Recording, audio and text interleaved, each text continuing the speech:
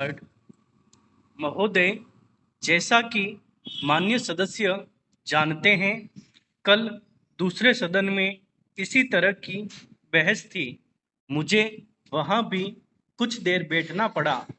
इस कारण यहाँ जो भाषण हुए उन सबको मैं सुन नहीं सकी। मुझे सुनकर दुख है कि कुछ माननीय सदस्यों ने इस अवसर पर भी हमारे विदेश विभाग को बुरा भला कहा। सेवाओं पर दोषारोपण करके सरल रास्ता निकालने का प्रयत्न ऐसी प्रवृत्ति है जिसकी मैं निंदा करती हूँ।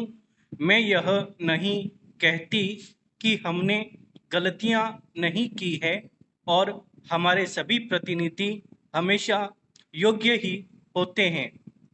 जब गलती हो तो हमें उसे अवश्य बताना चाहिए, लेकिन सदा आलोचना करते रहने से निरुत्साह पैदा होता है और मनोबल गिरता है। हमें उन औजारों को ही कुंठित नहीं कर देना चाहिए जिनसे हमें काम लेना है। देश और विदेश में हमें काम तो करना ही है। हम अच्छी तरह जानते हैं कि पाकिस्तान के शासकों को दी गई हर सहायता बांग्लादेश के निर्दोष लोगों के विरुद्ध इस्तेमाल की जाएगी। इस अवसर पर हमारे प्रतिनिधियों ने परिश्रम से बहुत अच्छा काम किया है। प्रस्तुत परिस्थितियों में वे जितने प्रभावी हो सकते थे हुए हैं।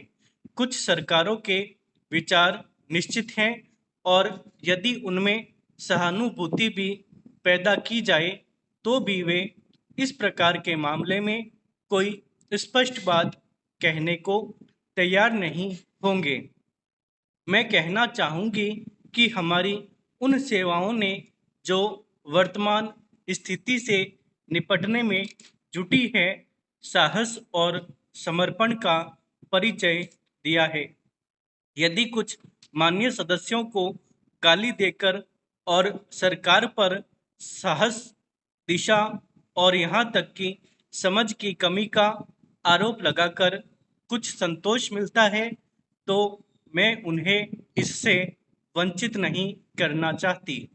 कुछ सदस्यों के लिए हिम्मत का अर्थ गले की ताकत और भावुकता की भाषा है। काश कि जिंदगी इतनी ही सरल होती। इस सरकार में बहुत से दोष हो सकते हैं, लेकिन उसमें साहस की कमी नहीं है, न ही यह आवश्यकता के अनुसार जोखिम उठाने से डरती है। जैसा मैं बहुत बार कह चुकी हूँ, हम इस स्थिति या किसी भी स्थिति के केवल कानूनी पहलू की चिंता नहीं करते। हम चिंता करते हैं केवल एक ही बात, और वह है हमारे राष्ट्रीय हित, सुरक्षा और स्वाभाविक रूप से बांग्लादेश के बहादुर लोगों की सुरक्षा। इसी कारण से शांति से काम करने का प्रयत्न महत्व है।